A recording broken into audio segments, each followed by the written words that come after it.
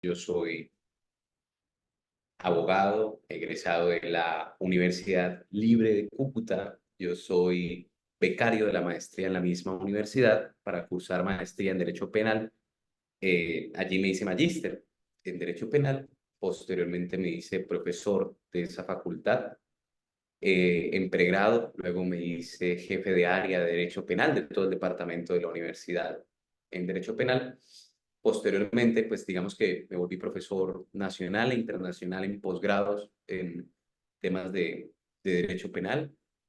Y pues en estos momentos me encuentro cursando el doctorado en Derecho Procesal Contemporáneo de la Universidad de Medellín, Colombia, en la que pues digamos que avanzo en unos temas que ya no tienen que ver tanto con el mundo dogmático, por decirlo de alguna manera, sino quizás ya con el mundo del derecho procesal y la prueba en materia penal, que me parece de suma importancia.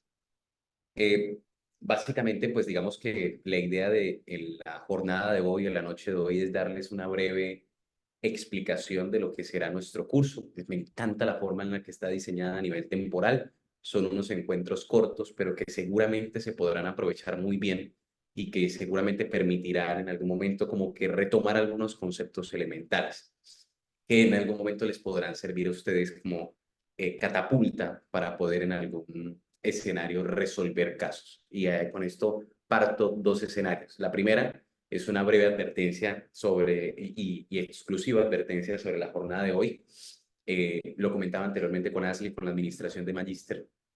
Eh, Como la clase estaba programada para el día lunes de manera inicial, yo me había comprometido también con una clase de posgrado en la noche y por lo tanto hay un pequeño cruce de horarios. Yo en este momento debía estar iniciando una clase en otro ejercicio, pero ya presencial. Es por eso que detrás mío hay simplemente una pared blanca. Usualmente yo suelo estar en mi oficina de trabajo, en la oficina de mi casa. Actualmente estoy en una universidad dispuesto a entrar en algún momento, por lo que la clase de hoy será más bien de una presentación y les dejaré una breve lectura para que puedan en algún momento dar inicio a, digamos, la preparación de cada una de las clases. Usualmente lo que yo hago es esto, y es que como las clases se dividen o se separan lentamente una de otra en unos 2 días o 3, pues la idea es dejarles unas breves lecturas muy cortas pero muy concisas sobre lo que se va a ver en la siguiente clase, es decir, sobre los tópicos que vamos a manejar en el siguiente escenario. ¿Para qué? Para que la clase fluya de una manera mucho más rápida y ustedes suelen llegar ya con un poco más de dudas que simplemente en una tabla rasa de aprendizaje en la que de pronto todo puede ser nuevo. Con algunas lecturas bien orientadas, estoy seguro que el ejercicio del aprendizaje de la teoría del delito o lo que nosotros vamos a ver ahorita como derecho penal general o derecho penal uno, pues puede ser en algún momento mucho más sencilla. Ya hecha esa salvedad, pues terminaré de instalar el curso o dar algunas de las premisas que se van a ver dentro del mismo para poder darles el espacio y enviarles con la doctora así el documento que preciso lean para el siguiente encuentro. Por ahora entonces explicarles de qué va el curso, cuál es la naturaleza del mismo, qué vamos a aprender y cuáles son las competencias que van a poder adquirir. La idea es que al terminar estos encuentros que vamos a sostener, ustedes se encuentren en la misma capacidad de un abogado litigante, un juez o un fiscal de poder resolver cualquier caso de naturaleza jurídico penal. Esa es la idea principal. Ese es el reto a asumir durante el curso, que no exista un caso que les parezca imposible de resolver o cuya dificultad sea tan elevada que verdaderamente se escape a las habilidades que habrán adquirido durante el curso. ¿Cómo vamos a hacer eso? Pues la idea, por supuesto, va a ser trabajar dos escenarios, un escenario teórico y un escenario casuístico. Una vez nosotros podamos preparar unas bases teóricas lo suficientemente adecuadas, A que podemos Agatha de entrar allá y en cierre la puerta. podremos entrar en unos escenarios de casos. ¿Qué casos vamos a utilizar para poder, digamos, practicar en este circuito virtual que tenemos? Casos de la doctrina, vamos a utilizar varios casos de la doctrina alemana principalmente y española, pero también vamos a utilizar casos resueltos por la Corte Suprema de Justicia colombiana que plantea diferentes retos y diferentes interpretaciones, muchas de ellas en algunos momentos que pueden tildarse de incorrectas, pero la idea es que ustedes puedan entrar a ser críticos ya y poder, como decimos nosotros popularmente, manejar la jurisprudencia de tal manera que puedan entender en dónde están los aciertos y en dónde pudieron estar algunos hierros de la misma. Entonces, ¿cómo nos vamos a dividir, digamos, parte de trabajo? La idea va a ser dividirlo en tres escenarios. El primer escenario va a ser el concepto y los principios que rigen el derecho penal. Es decir, vamos a entender qué se entiende por derecho penal. Van a darse cuenta que hay varias cosas que pueden entenderse por derecho penal, que la expresión derecho penal no significa una sola cosa, sino que puede entenderse como una ciencia, como un conjunto de principios que limitan el poder del Estado, como un conjunto de normas que aplican en algún momento sanciones privativas de la libertad, entre otras múltiples definiciones. Y una vez tengan eso claro, pasaremos a los principios. Recuerden, concepto y principios del derecho penal. ¿Qué van a entender por principios? Lo que quiero que puedan en algún momento concientizarse es que el derecho penal no es otra cosa que una máquina dispensadora de males. Es decir, va por la vida, por la práctica del derecho, diciéndole a la gente, a ti te corresponde este mal de 30 años de no ver a tu familia, de 30 años de privación de la libertad, de 30 años de aislamiento social completo, a ti este de 50, a ti este de 40, y en México, por ejemplo, a ti esta cadena perpetua. ¿Qué significa eso? Que es un poder muy grande. Es el Estado teniendo un poder enorme en sus manos para poder castigar a las personas que considera que han hecho mal. Es por esa razón que en la mayoría de países ustedes ven, por ejemplo, que la elección de lo que en Colombia conocemos como fiscal general de la nación o en México como el Ministerio Público o la persona que se encarga de administrar la lanza del derecho penal es tan pero tan discutida porque termina siendo el poder más maligno que posee un Estado. Al ser el poder más fuerte, es decir, el que más tiene la potencialidad de hacer daño, es el que más requiere límites. Y el derecho penal se limita a través de los principios. Entonces, esos principios que ustedes van a ver son unos mandatos de optimización que les dicen qué tanto debe limitarse el poder punitivo del Estado. Precisamente ese es el nombre, principios limitadores al poder punitivo del Estado. ¿Qué tanto el Estado puede avanzar y hasta dónde ya no puede ir? Es algo que les van a responder estos principios. La idea, pues obviamente es poder explicárselos de manera dogmática, pero explicarles con casos cómo es que en cada situación ustedes pueden ver aplicados unos principios y otros, como por ejemplo en decisiones de la Corte Constitucional Colombiana, en decisiones de jueces de control de garantías, en decisiones de jueces de conocimiento, incluso pueden aplicarlos en su diario vivir para poder razonar sobre si algo es o no un delito en el estricto sentido. Entonces, eso va a ser básicamente la primera parte. La segunda parte que vamos a ver se va a llamar estructura del delito.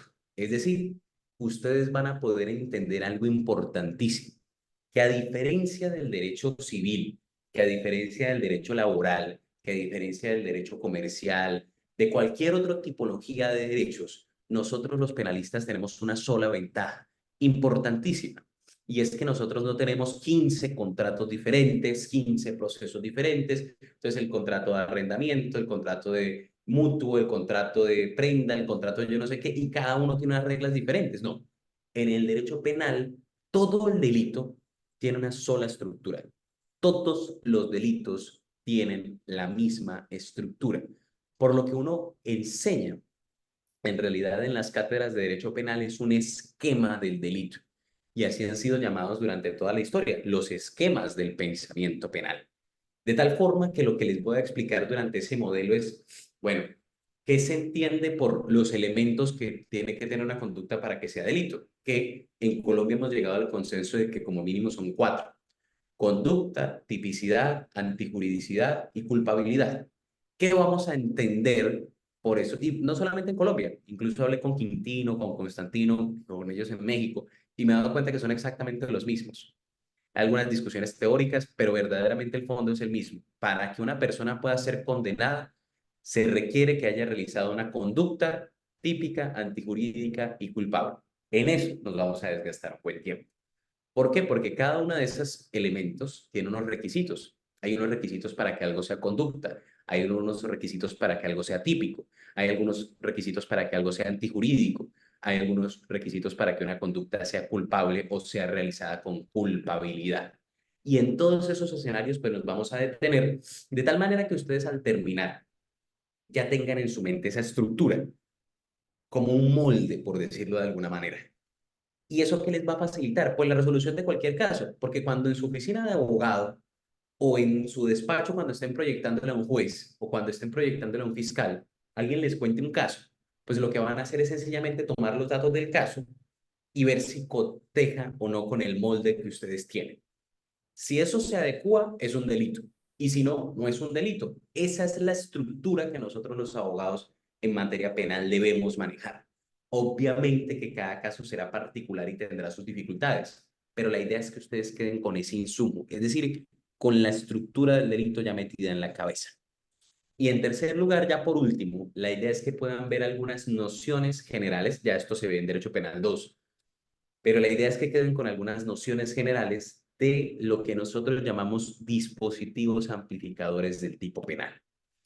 ¿Qué son los dispositivos amplificadores del tipo penal? Muy sencillo. Son dos. Y les explico brevemente por qué se llama dispositivo amplificador. Si ustedes leen el Código Penal, por ejemplo, en el artículo 103 colombiano, les dice el que matare a otro.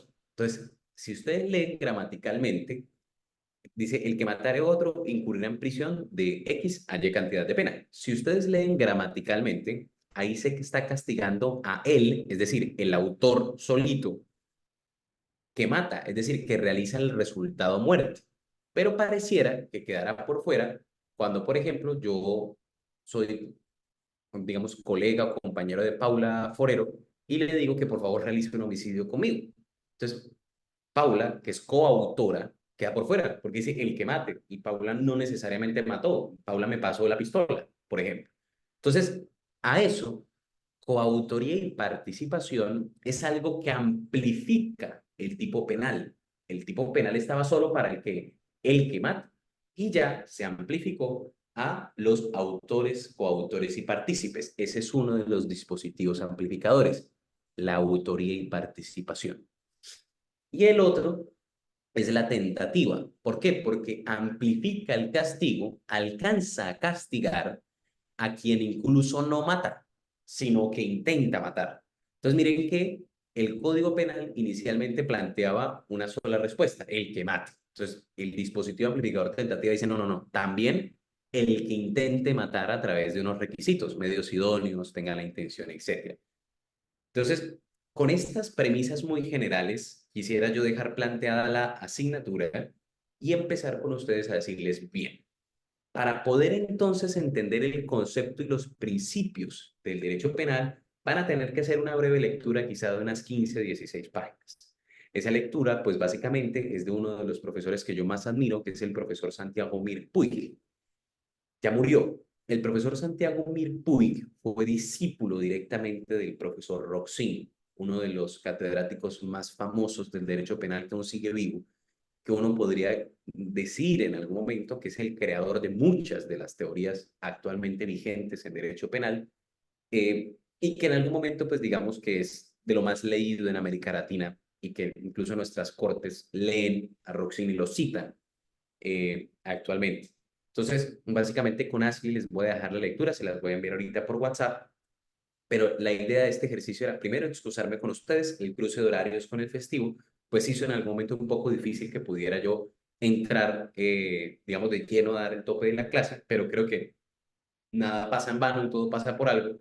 Y la idea, pues precisamente es aprovechar este tiempo para dejarles las lecturas y que ustedes puedan en algún momento realizarlas y así prepararnos para nuestro siguiente encuentro. Entonces, con eso, pues básicamente me despido para poder enviarles. Sí, te puedo enviar a ti por WhatsApp el documento y lo compartes. ¿Tienes alguna especie de grupo? Sí, sí, sí, sí, sin problema. Ya me lo puedes enviar por WhatsApp y yo se los envío Listo. a ellos al grupo. Perfecto, ya mismo entonces. Te agradezco mucho y les agradezco mucho a todos ustedes. La idea es que, pues, con este grupo podamos realizar unas metas importantes. Sabremos en algún momento si lo estamos haciendo bien cuando nos veamos abocados a casos concretos. Entonces, pues también, una vez cuando empecemos a ver casos, igual les enviaré algunas lecturas con algunos casos y los discutiremos entre nosotros. La idea de la metodología de casos es resolver solo casos difíciles. ¿Por qué? Porque los casos fáciles se resuelven solos. Los problemáticos son los verdaderamente los complejos.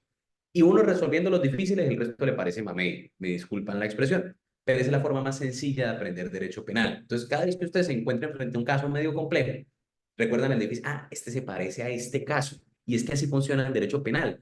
En derecho penal tenemos el caso de, qué sé yo, los pinceles, el caso del avión que se estrella. Todos los libros están llenos de casi siempre los mismos casos. Lo que pasa es que son casos muy complejos que cuando un estudiante de pregrado se puede enfrentar a ellos o incluso de especialización se enfrenta a ellos, como que lo duda. Pero precisamente tiene una serie de variables que componen sus respuestas de tal manera que ustedes ya cuando se enfrentan a casos que se parecen, ya, este caso es así, este caso es esto, este caso es sencillo.